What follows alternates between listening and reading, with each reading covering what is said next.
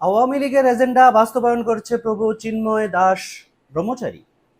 এই বিষয়গুলো নিয়ে আমরা পুরো ভিডিওতে আলোচনা করব। আপনারা জানেন, চিন্ময়কে বলা হয় যে ইসকনের একজন নেতা। আসলে ইসকন বলতেছে ওনার সাথে আসলে ইসকনের কোনো সম্পর্ক নাই। 2023 সাল থেকেই আসলে সে ইসকনের বাইরে, যদিও ইন্টারন্যাশনাল অর্গানাইজেশন ইসকন বলেছে যে ইসকনের পাশে তারা আছে, হয়তো সাবেক নেতা হিসেবে তাদের এই কথা। এই যে সনাতনী জাগরণ জোট, এটারও একটা মুখপাত্র হচ্ছেন এই চিন্ময়। এখন চিন্ময় কি আসলে ইসকনকে প্রতিনিধিত্ব করে, নাকি ভিতরে অন্য কোনো নোংরা রাজনৈতিক খেলা আছে, নাকি থলের বিড়াল বের হয়ে আসতেছে? এই বিষয়গুলো একটু আলোচনার দাবি রাখে। আমি অ্যাডভোকেট মোহাম্মদ আলী হোসেন, বাংলাদেশের কুমিল্লা আদালতে কর্মরত আছি। আজকে একটা বোমা ফাটিয়েছেন জনাব বিজ্ঞ আইনজীবী গোবিন্দ চন্দ্র প্রামাণিক, যিনি বাংলাদেশের হিন্দু, বৌদ্ধ, খ্রিস্টান ঐক্য পরিষদের একজন নেতা।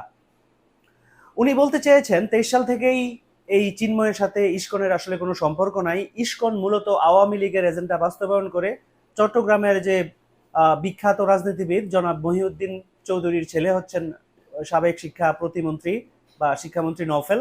এই নওফেলের অনুসারী এবং আজম নাসিরের অনুসারী কিছু সেবক, পরিষ্কার পরিচ্ছন্ন কর্মী, যারা আসলে বাংলাদেশে যাদেরকে হরিজন সম্প্রদায় বা মেথর ইত্যাদি বলা হয়, এই লোকগুলি পরম্পরাগতভাবেই জনাব মহিউদ্দিন সাহেবের সাথে অত্যন্ত ঘনিষ্ঠ সম্পর্ক রয়েছে। তারা মহিউদ্দিন সাহেবের বা পারিবারিক উত্তরাধিকার সূত্রে নওফেল তাদেরকে আসলে অন্ধভক্ত হিসাবে পেয়েছেন। সম্ভবত এইখানে এই নওফেল তাদেরকে ইউজ করলেন এই ঘটনাটায়। চিন্ময় একটা ফ্লেভার দেওয়ার চেষ্টা করতেছে, সে হিন্দুদের নেতা, সে ইসকনের নেতা, কিন্তু ভিতরে ভিতরে আসলে সে আওয়ামী লীগের এজেন্ডা বাস্তবায়ন করতেছে। আজম নাসির এবং মহিউদ্দিন আহমেদ বা বর্তমানে নওফেল, ওনারা কিন্তু আওয়ামী লীগের নেতা। ওইদিকে রংপুরের নেতা হচ্ছেন খালিদ হোসেন।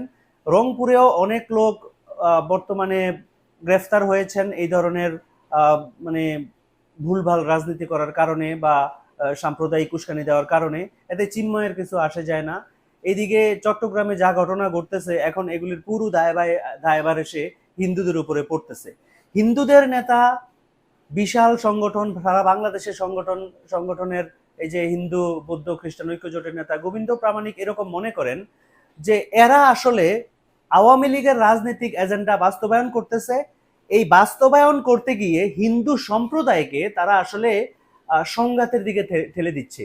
এখন এই যে যারা অপরাধী না, সন্দেহভাজন অপরাধী হিসাবে এরকম এখন অনেককে গ্রেফতার করা হবে, অনেকে পুলিশি হয়রানির শিকার হবে।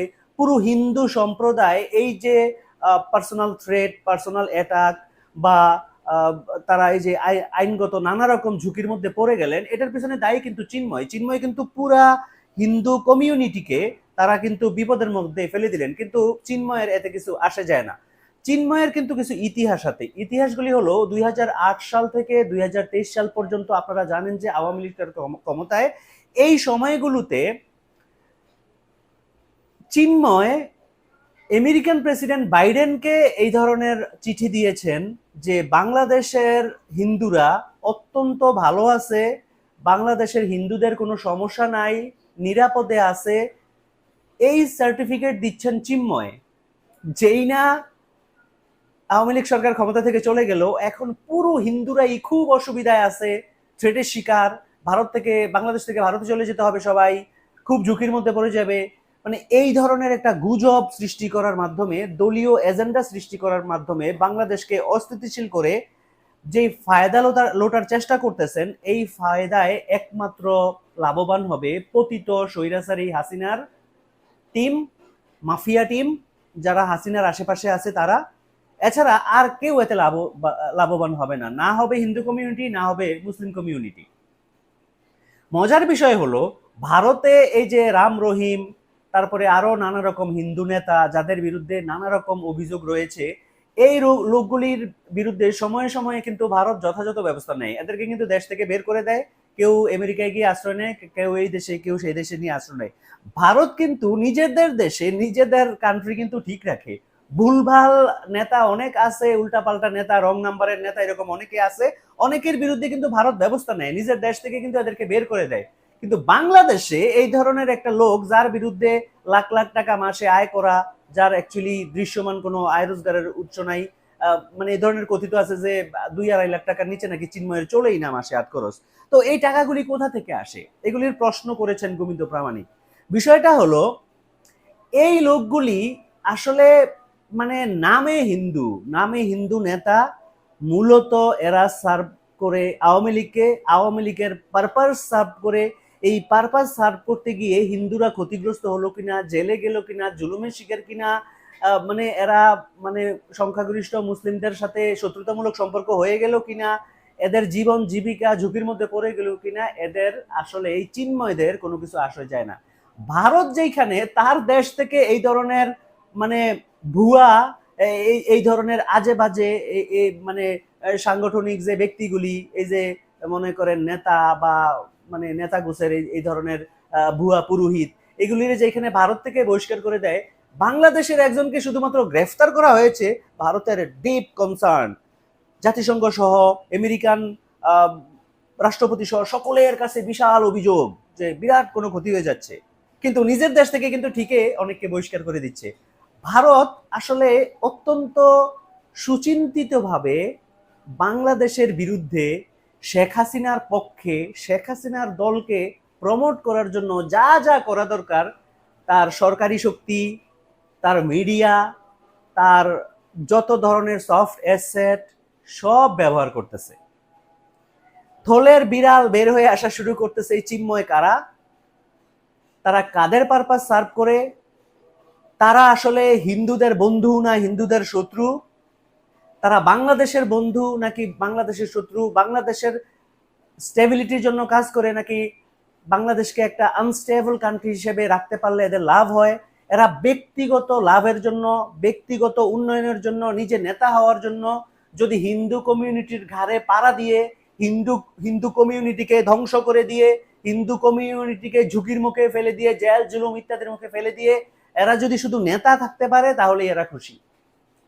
বাংলাদেশের পলাতক হাসিনা যেরকম বাংলাদেশের যাই হোক সে বাংলাদেশের প্রধানমন্ত্রী হতে পারলেই হলো, এই ধরনের একটা অবস্থান নিয়ে রেখেছিলেন, ঠিক একইভাবে চিন্ময়রা হিন্দুদের যাই হোক এরা নেতা থাকতে পারলে, নিজের পার্সোনাল অবস্থা থাকতে পারলেই ভালো।